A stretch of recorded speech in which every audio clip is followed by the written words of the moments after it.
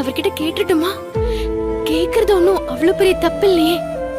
நான் ஒன்னும் அவர்கிட்ட காசோ பணமோ எதிர்பார்க்கலையே. என் மேல அவருக்கு பாசம் இருந்தா ஆமான்னு சொல்ல போறாரு, இல்லனா இல்லன்னு சொல்ல போறாரு. ஆனா நான் கேட்டு அவரு இல்லன்னு சொல்லிட்டா, கடவுளே, அத நான் எப்படி தாங்கிப்பேன்? இல்ல, அதுக்கு கேட்காமலேயே நான் இருந்துடுறேன்.